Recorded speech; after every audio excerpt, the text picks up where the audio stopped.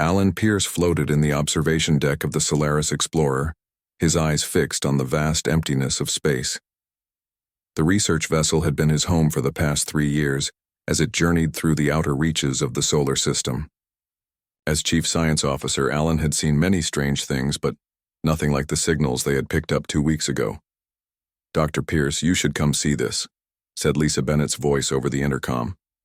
Her tone carried an excitement Alan hadn't heard since they left Earth. Alan pushed off the wall and glided through the zero-gravity environment toward the communications center. Lisa sat surrounded by screens, her dark hair pulled back in a neat ponytail, her fingers moving quickly across the control panel. "What have you found?" Alan asked, strapping himself into the seat beside her. Lisa pointed to a pattern on the main screen. "The signal is repeating, but it's changing slightly each time. I think someone is trying to talk to us." Alan leaned forward. The pattern pulsed with a rhythm that seemed almost deliberate. Could it be interference from Saturn's rings? "No way," Lisa said, shaking her head. "We've ruled out all natural phenomena. This is artificial, Alan. And it's coming from outside our solar system." The realization hit Alan like a physical force. After decades of searching, humanity had finally found proof they weren't alone in the universe. Over the next few months, the crew of the Solaris Explorer worked around the clock to decode the mysterious signals. They sent their findings back to Earth, where the best minds in linguistics and mathematics joined the effort. Progress was slow until Lisa had a breakthrough. "They're not using words or math," she explained during a team meeting. "They're sending images, building them pixel by pixel. Look." The screen showed what appeared to be a crystalline structure, glowing with inner light. As they watched, the image shifted to show hundreds of similar structures clustered together in what looked like a city. "They're showing us who they are," Alan whispered. 6 months after first detecting the signal, the crew established a basic form of communication with the aliens who called themselves the Zorathi. Through carefully constructed images and gradually developing symbol systems, they learned the Zorathi were a species of crystalline beings who lived in a star system 40 light-years from Earth. The Zorathi explained they had been observing Earth for decades, fascinated by humans. Unlike the logical, collective mind of the Zorathi, humans were unpredictable, emotional, and wildly creative, qualities the aliens found both confusing and intriguing. When the news reached Earth, reactions ranged from excitement to fear. Governments debated how to proceed. Religious leaders questioned what this meant for humanity's place in the universe, and ordinary people looked up at the stars with new wonder. At a special United Nations session, world leaders voted to continue communication with the Zorathi and to accept their proposal for a cultural exchange.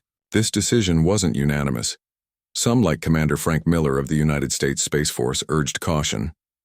"We know nothing about their true intentions," Frank argued before the Security Council. "They could be studying us before an invasion." But the potential benefits of alien knowledge were too tempting to resist. When the Zorathi offered to share their advanced technology in exchange for learning about human culture, the deal was quickly approved. 1 year after first contact, the Zorathi sent their first delegation to Earth.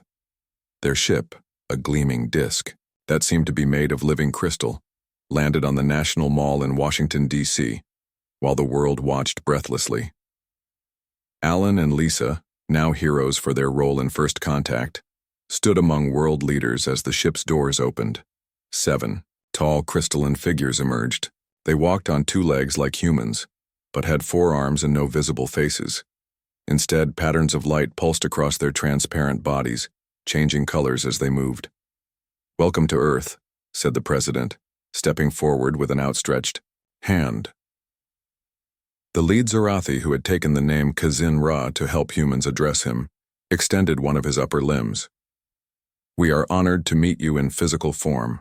We have much to learn from each other." That evening, at a formal reception in the White House, Alan watched with fascination as the Zorathi observed human interactions. They seemed particularly interested in how people greeted each other, the different tones they used when speaking to friends versus strangers, and especially in human laughter. Your species communicates so much without words, Xinra said to Alan as they stood near the buffet table. The small movements of your faces, the way you stand, even your silence carries meaning. It is beautiful and complex. I guess we don't think about it much, Alan replied. It's just how we are. That is what makes you unique among all species we have encountered, Xinra said. As he spoke, waves of blue and purple light rippled through his crystalline form. You do not merely exist, you feel your existence, you celebrate it with art, music, and stories. The exchange program expanded rapidly. Zorathi observers were sent to major cities around the world, while human scientists were given access to Zorathi technology and knowledge. The aliens were quick to share advancements in medicine, energy production, and space travel, but they seemed most eager to learn about human art, music, literature, and religion. What no one noticed, not even the ever-watchful Frank Miller, were the subtle changes in the Zorathi visitors. The longer they stayed on Earth, the more they began to display individual differences. Their light patterns became unique, their interests varied, and some even started to prefer certain humans over others, all behaviors that had never been observed in their species before. 6 months into the exchange, Lisa found Xinra alone, in the cultural center, listening to classical music with his eyes closed, or what passed for eyes in his species. "Are you enjoying the music?" she asked. Xinra's body flickered with gold and amber lights. This composer, Beethoven, he created this while deaf? Yes, some of his greatest works were composed after he lost his hearing. Humans create beauty even from suffering, Xinra said softly. My people do not understand this. We avoid pain, we solve problems, but we do not transform our hardships into art. Lisa didn't realize it then, but she was witnessing the beginning of something that would change the galaxy forever. As Xinra transmitted his experiences back to the Zorathi homeworld, millions of his people were listening. And for the first time in their ancient civilization, they were beginning to wonder if their logical, emotionless existence might be missing something important, something uniquely human. 2 years passed since the Zorathi first arrived on Earth. Their presence had changed human life in ways no one could have imagined. Hospitals now cured diseases that were once thought fatal. Clean energy powered cities that once choked on pollution. Spacecraft regularly traveled to Mars in days instead of months. Professor Susan Wilson walked through Harvard University's campus with Xinra beside her. Students no longer stared at the crystalline alien. Zorathi had become a common sight in major cities around the world. I still don't understand why you spend so much time in my department, Susan said. The technology building has much more to offer your people. Xinra's body flickered with soft green lights. Technology is simple to share. Your machines, your science, these are based on universal principles. But your religions, your art, your stories, these are uniquely human. Susan smiled as they entered her office. The walls were lined with books, actual paper books that Xinra found fascinating. As a professor of comparative religion and mythology, Susan had become the alien's guide to humanity's spiritual side.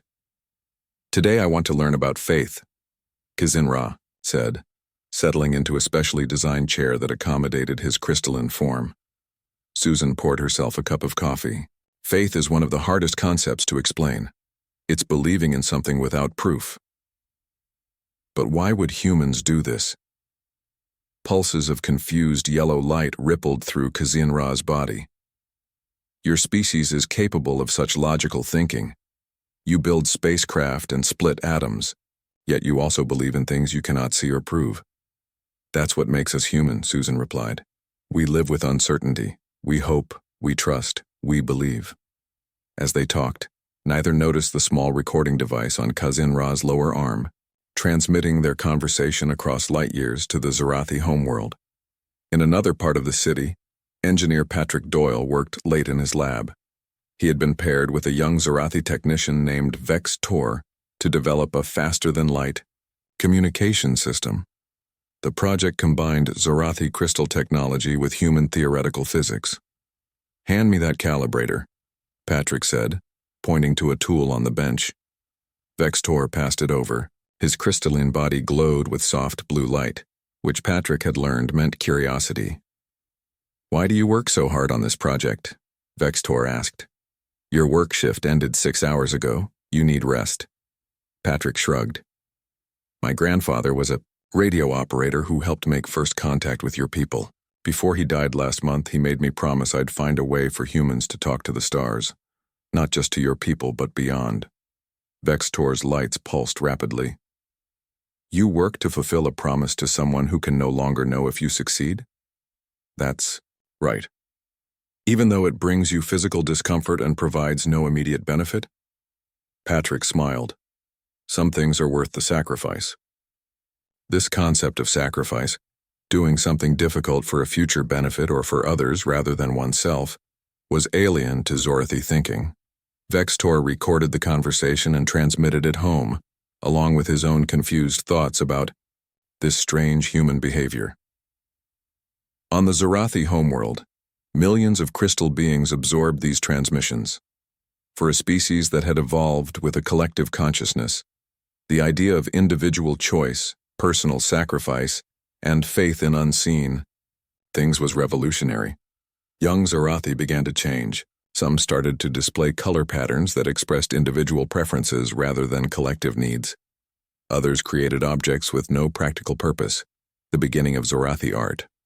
A few even began to choose personal names, inspired by human history and mythology. The Council of Elders who had governed the Zorathy for thousands of years grew concerned. They called an emergency meeting in the Great Crystal Chamber. "The human influence spreads too quickly," said Elder Mazvor, the oldest of their kind. "Our youth question our ways. They waste resources creating non-functional objects. Some even refuse their assigned tasks." "We should end the exchange program," another elder suggested. "Recall our observers and limit transmission of human cultural data." But it was too late. The ideas had already taken root. That night, in the youth gathering chambers, a young Zorathy who had named himself Apollo, after the human god of light, addressed hundreds of his peers.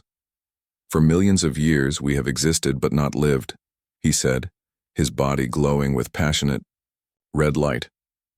"Humans show us there is more to life than mere survival and knowledge collection. They create beauty, they feel deeply, they believe in things beyond what they can touch."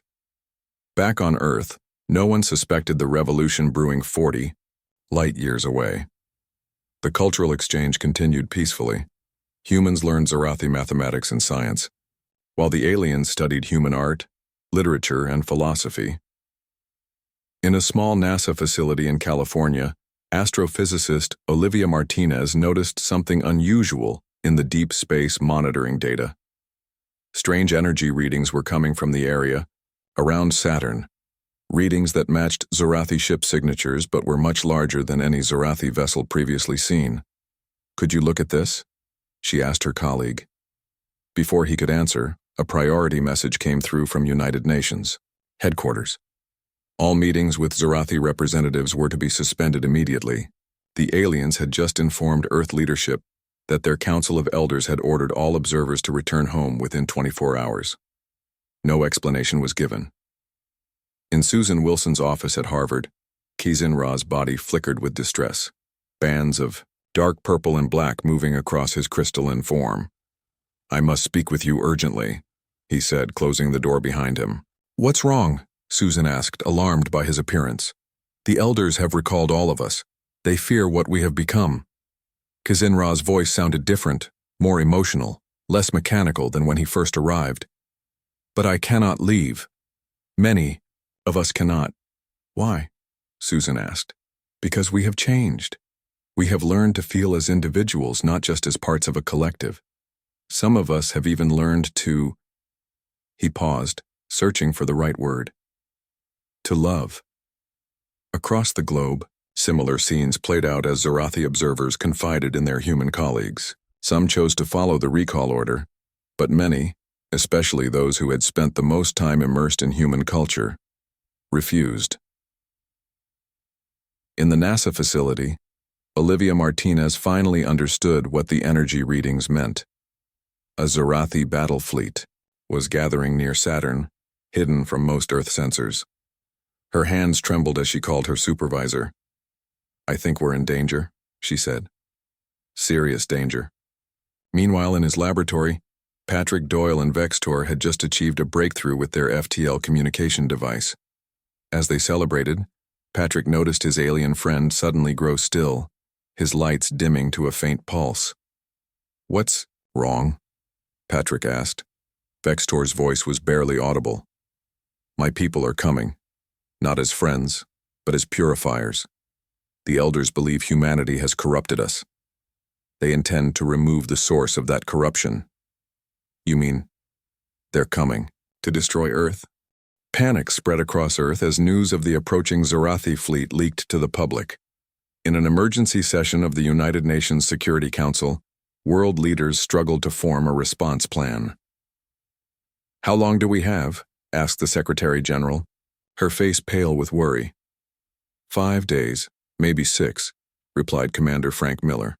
"Our long-range sensors show they will reach Earth's orbit by then." "And our defenses?" Frank shook his head. "The Zarathi technology is decades ahead of ours. Even with what they've shared, we're outmatched." In a smaller meeting room nearby, Alan Pierce and Lisa Bennett worked with a group of Zarathi who had refused to return to their homeworld. Kizinra stood at the center, his crystalline body pulsing with urgent red and orange lights. "Our elders fear what we've become," he explained. "For millions of years our species existed in perfect logic and unity. No individual desires, no conflict, no change. Then we encountered humans." "And now?" Lisa asked. "Now we feel, we question, we create." Kizinra gestured to the other Zarathi. "In the room. Look at us. No two of us shine with the same light patterns anymore. We have names, we have preferences. The elders see this as a disease that must be eliminated at its source." Alan paced the room. "There must be a way to reason with them, to show them this change isn't harmful." "Reason won't work," said Vextor, who had arrived with Patrick Doyle. "The elders don't see this as a matter for debate. They see it as survival of our species as we have always been." Patrick stepped forward. "What about our FTL communication device? Could we use it to speak directly to the Zarathi public, bypass the elders?" Vextor's lights brightened with hope. "Yes, the device amplifies and directs the signal. If we calibrate it to reach our homeworld, we could show them who we really are," Lisa finished. "Not as enemies, but as friends who opened a door to new possibilities." Across the world, humans and their Zarathi allies worked frantically as the battle fleet drew closer. Military forces prepared what defenses they could. Scientists searched for weaknesses in Zarathi technology. But their greatest hope lay in the hastily assembled FTL communication array in Patrick's laboratory. On the Zarathi homeworld, the situation was equally tense. Youth groups led by Apollo had spread human ideas to millions. They created art, composed music, told stories, and even built the first Zarathi temple dedicated to what they called the human spirit. Not worshipping humans themselves, but celebrating the qualities humans had awakened in them. The Council of Elders responded with strict control measures. They blocked transmissions from Earth, confined youth to their crystal chambers, and punished any display of individuality. But these actions only strengthened the rebellion. "For too long, we have merely existed," Apollo told his followers in secret gatherings. "Humans showed us how to truly live. They gave us something we never knew we lacked, not just emotion, but purpose." Back on Earth, the FTL communication array was finally ready. Inside a reinforced laboratory, Patrick, Vextor, and a team of engineers made final adjustments to the massive device. Its crystal components, gifts from the rebel Zarathi, glowed with inner light. "What exactly are we going to transmit?" Patrick asked, wiping sweat from his forehead. Olivia Martinez, who had joined the project, pulled up a file on her tablet. "We've collected examples of humanity at its best. Music, art, acts of sacrifice and love. Stories of people who gave everything to save others." "Will it be enough?" Vextor asked, his lights pulsing with doubt. "It has to be," Patrick replied.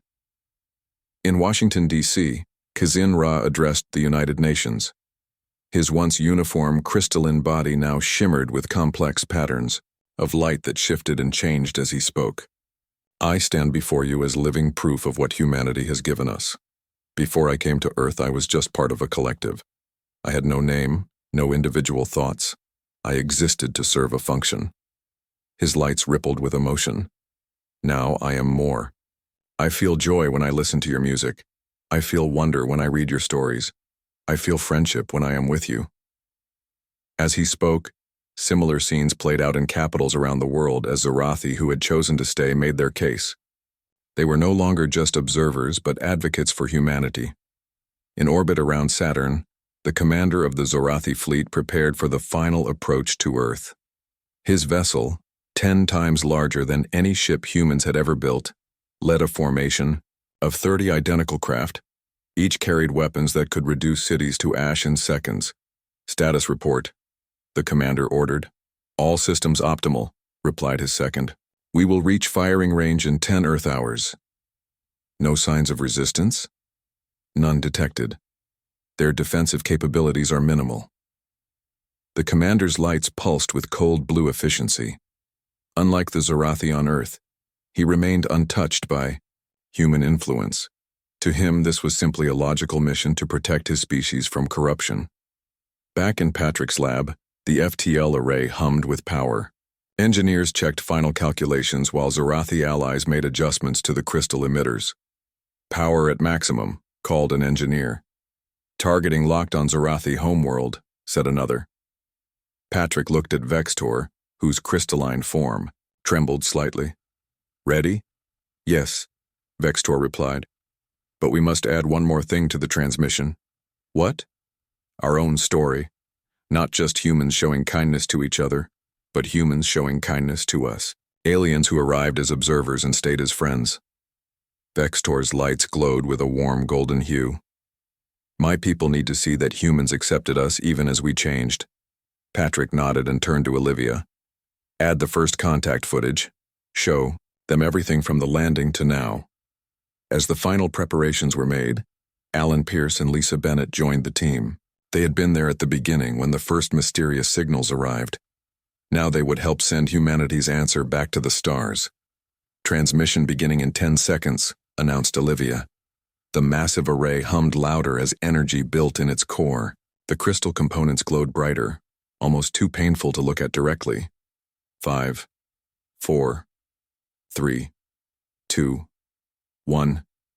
Transmitting. A pulse of energy shot from the array, carrying humanity's message faster than light toward the Zorathi homeworld. Music, art, stories of courage and sacrifice, and images of humans and Zorathi working together, learning from each other, becoming friends.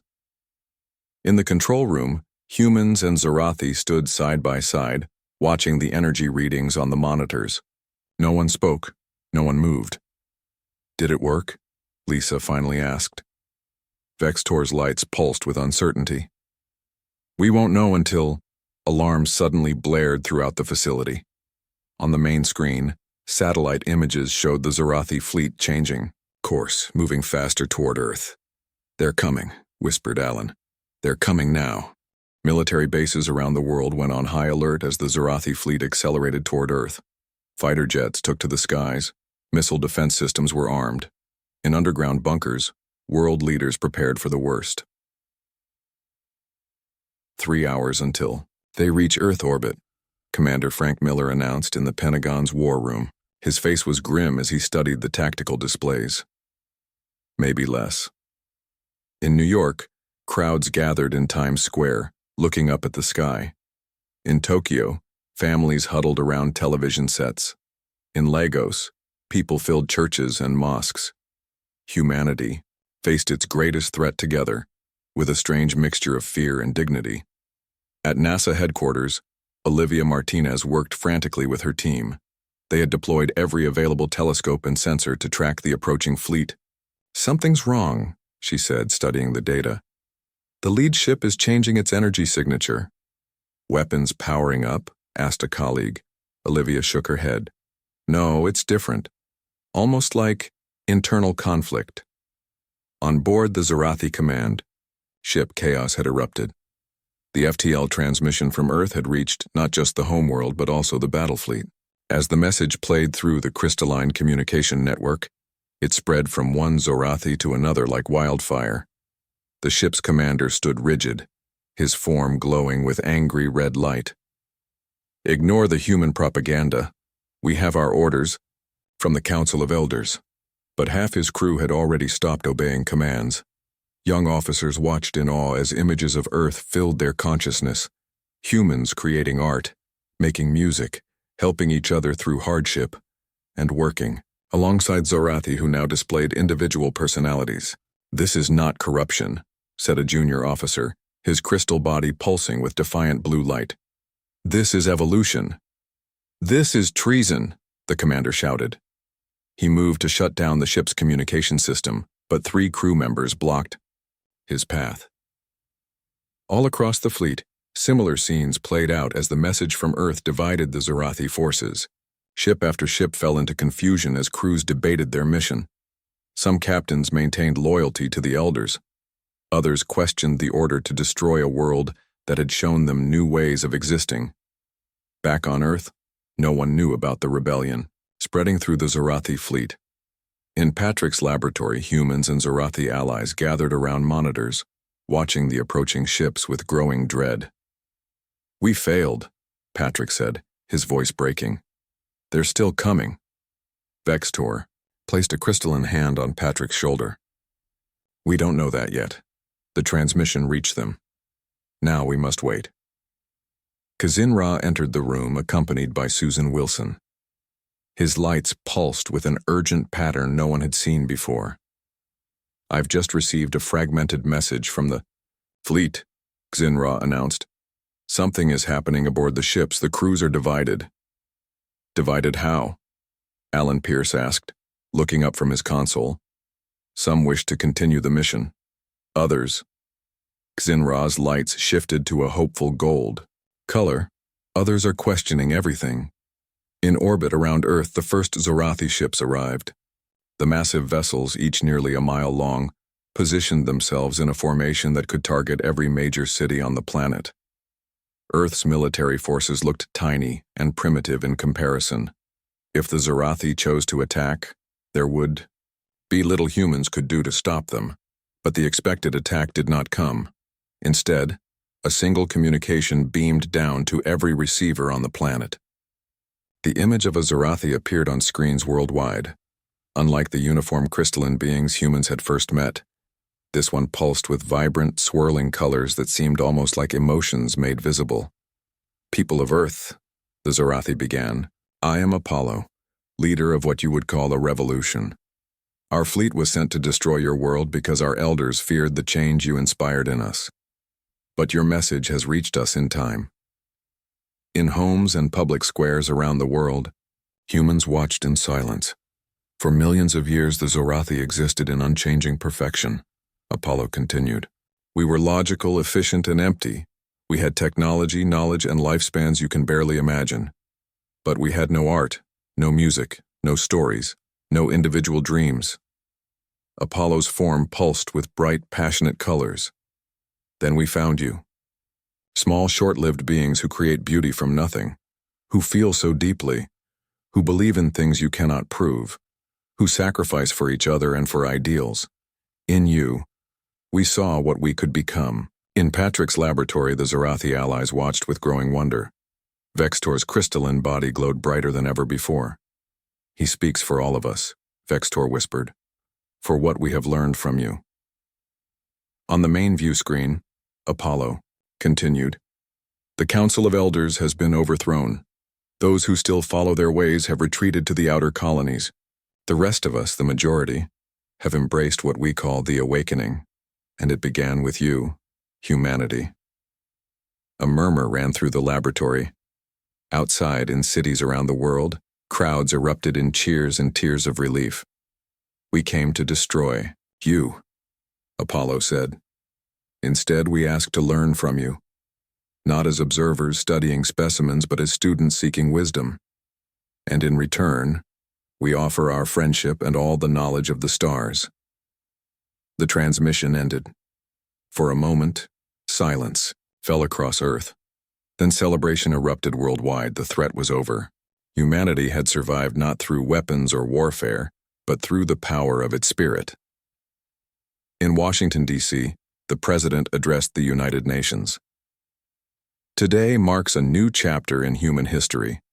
We've made contact not just with alien life, but with alien friends. Together we will build a future among the stars. But as the celebrations continued, Dr. Greg Summers made a discovery that would change everything again. In his laboratory at Johns Hopkins University, he had been studying tissue samples from Zarathi volunteers. Under his microscope, he saw something extraordinary. Their cellular structure is changing, he told Lev Nir, his Zarathi research partner. Your crystalline matrix is becoming more flexible, more adaptive. Lev Nir leaned forward to look at the samples. What does this mean? It means exposure to human culture isn't just changing how you think, Greg said, his voice filled with wonder. It's changing what you are, physically. Greg pulled up comparison images on his computer.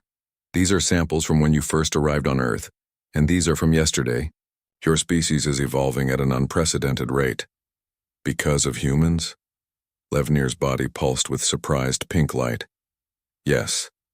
Somehow, interacting with humans, experiencing our emotions, our art, our stories, it's triggering physical changes in your species. You're developing structures that might eventually support individual emotions, not just mimic them. Lev Nir sat perfectly still, absorbing this information. We are becoming something new. Yes, Greg nodded. But that's not all. We've received reports from the Zarathi ships in orbit. They say similar changes are happening throughout your species, even to those who haven't been to Earth. How is that possible? Greg looked up at his friend, his eyes wide with implications. Maybe ideas really can change biology. Maybe consciousness itself can shape physical form. As this news spread among the scientific community, a new understanding began to emerge. Humanity hadn't just influenced Zarathi culture. Somehow human creativity, emotion, and spirit had triggered an evolutionary leap in an ancient species that had remained unchanged for millions of years. And the Zarathi weren't the only ones changing. 20 years passed since the day the Zarathi fleet chose peace over destruction. Earth had changed in ways no one could have imagined. With Zarathi technology freely shared, humans had spread throughout the solar system. Colonies thrived on Mars and the moons of Jupiter. Mining operations in the asteroid belt provided resources that had once been scarce.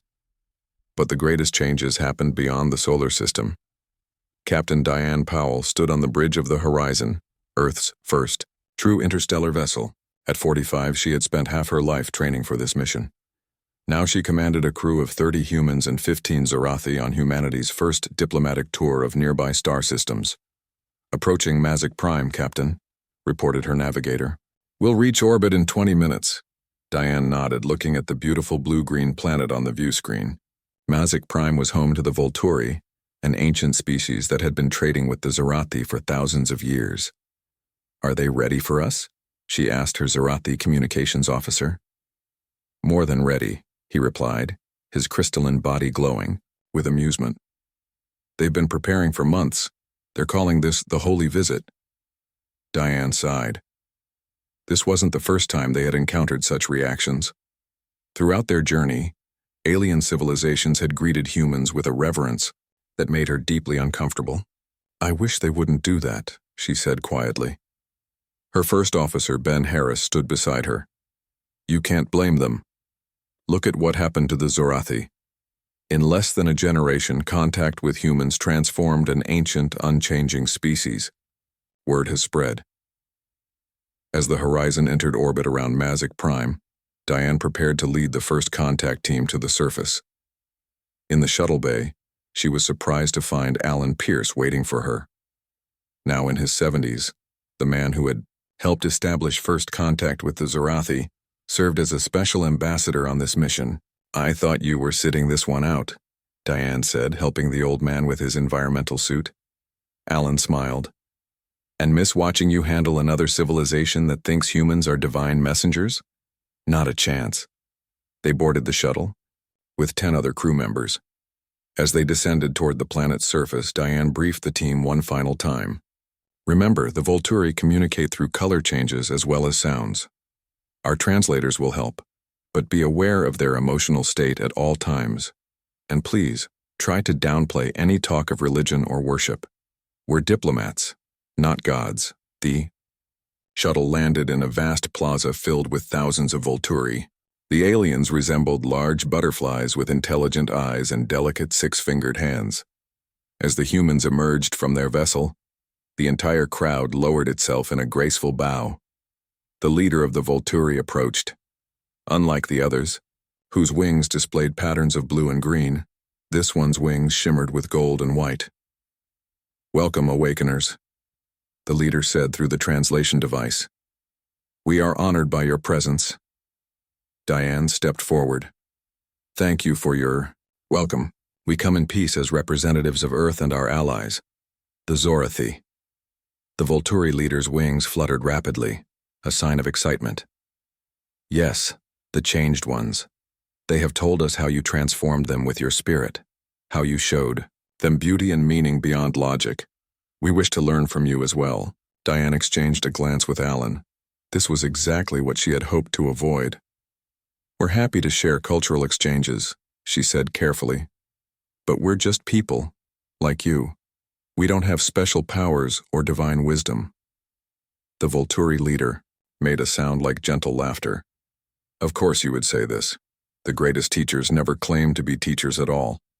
Over the next week, the humans were treated like visiting royalty. The Volturi showed them ancient cities built among giant flowers. They shared their music, which humans could feel as vibrations in their bones. In return, the humans offered Earth literature, art, and history. But no matter how often Diane insisted that humans were ordinary beings with flaws and limitations, the Volturi continued to treat them with reverent awe. On their final night on Unintentionally, the planet, Diane found herself at a celebration held in a massive garden. Thousands of Volturi filled the air with their colorful wings while musicians played haunting melodies. A young Volturi approached her, wings flickering with purple curiosity. "Is it true," the youth asked, "that humans create art even when sad? That you sing even when suffering?" "Yes," Diane replied. "Sometimes that's when we create our most beautiful things." "But why?" the Volturi asked. Diane thought for a moment. "Because it helps us make sense of life, I suppose. When we can't change our circumstances, we can still change how we see them. We can find meaning, even in pain." The young Volturi's wings glowed with wonder. "This is what we wish to learn from you. Not your technology or your science, but your spirit." This scene repeated itself on a dozen worlds as the horizon continued its journey. Each alien civilization greeted humans with the same reverence. Some had built temples dedicated to the human spirit. Others sent their young to study with human teachers. A few had even adapted human religions to their own cultures. After 2 years in space, the horizon finally returned to Earth. As Diane prepared her report for the United Nations, she struggled to explain what they had discovered. "The galaxy has changed," she told Alan Pierce as they sat in her office. "And somehow, we're at the center of it." Alan nodded. "Did you know there are now over 500 alien species who have some form of human-inspired religion? They don't worship us exactly, but they revere what they call our spirit, our creativity, our emotions, our ability to find meaning in an uncaring universe." "It makes me uncomfortable," Diane admitted. "We're not perfect. We're not wise. We've made countless mistakes throughout our history. That's exactly why they find us inspiring," Alan said gently. "We're flawed, yet we strive. We fall, yet we rise again. We face an indifferent cosmos, yet we create beauty and meaning anyway." Later that week, Alan Pierce addressed the United Nations on the 50th anniversary of First Contact. Despite his age, he stood tall at the podium, facing representatives from Earth and hundreds of alien worlds. "50 years ago, we looked up at the stars and wondered if we were alone," he began. "Now we know we share this galaxy with countless civilizations, many far older and more advanced than our own. Yet somehow, Our little species has become important to them in ways we never expected. He paused, looking out at the diverse gathering. Human diplomats sat next to crystalline Zerathi. Butterfly-like Volturi hovered above chairs designed for their delicate forms. Dozens of other species filled the hall. We never sought to be worshipped, Alan continued. We only sought to be understood. In our flaws, our struggles, our hopes and fears, alien minds found something transcendent. Not because we are perfect, but because we never stopped trying to be better. Not because we knew the way, but because we never stopped searching for it. As he spoke, his words were transmitted across the galaxy, reaching trillions of beings on thousands of worlds. That is humanity's greatest gift to the stars. Not answers, but the courage to keep asking questions. Not perfection, but the beauty we create, despite our imperfections. Not immortality, but the meaning we build in our brief lives. In a temple on the Zorathi homeworld, a crystal being named Apollo listened to the transmission. Around him, thousands of his kind gathered in a space that would have been unimaginable before contact with Earth. A place built not for function, but for reflection and connection. On the Volturi homeworld, young aliens gathered in schools to study human philosophy and art. Their wings shimmered with colors that represented emotions they had learned from Earth's poets and musicians, and in countless other worlds throughout the galaxy, beings of all forms and natures paused in their daily lives to listen, not because humans commanded them to, but because humanity had shown them a way of existing they had never imagined, a way that embraced both the joy and pain of conscious life and transformed it into something beautiful. Humanity had never sought to become a religion. They had simply been themselves, creative, emotional, contradictory, and endlessly curious. And in being themselves, they had changed the stars. The end.